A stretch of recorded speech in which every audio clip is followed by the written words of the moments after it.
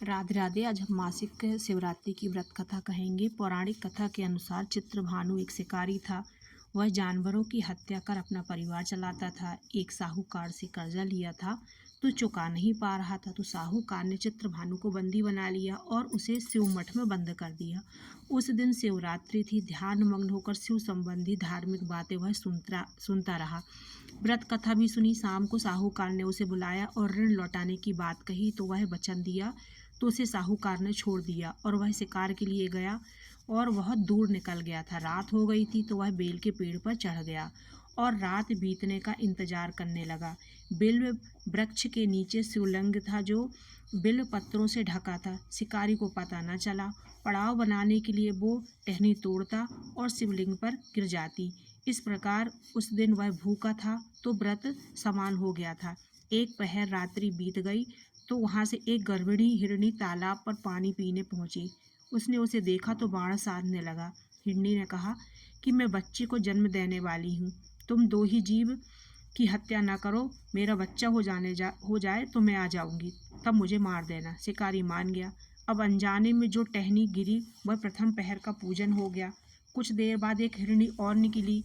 उसे देखकर वह प्रसन्न हो गया। हिरणी में बोली, मैं अपने पति को खोज रही हूँ, मैं उसको देखाऊं और फिर मुझे मार देना। इस प्रकार शिकारी ने उसे भी जाने दिया। धनुष रखने के कारण फिर बेल के पत्ते शिवलिंग पर गिरे तो दूसरे पहर का पूजन संपन्न हो गया। फिर एक और हिरणी निकली तो शिकारी ने धनुष उठाया। हिरणी बोली कि मैं अपने बच्चों को इनके पिता को दे आऊं, फिर मुझे मार देना। शिकारी ने उसको जाने दिया क्योंकि उसे भी अपने बच्चों की याद जो आ गई थी। शिकार नहीं मिला तो वह पेड़ पर चढ़ा, बिल्व पत्रों को तोड़ता नीचे फेंक देता। एक बार एक हट्टा कट्टा मृग रात को चौथे पहर के समय निकला तो वह खुद ही पास में आकर बोला कि मुझे मार दो, तुमने बहुत पहले मेरी मृगी और छोटे बच्चों को मार डाला है। मैं उन्हें ढूंढ रहा हूँ, वो मुझे मिल नहीं रहे।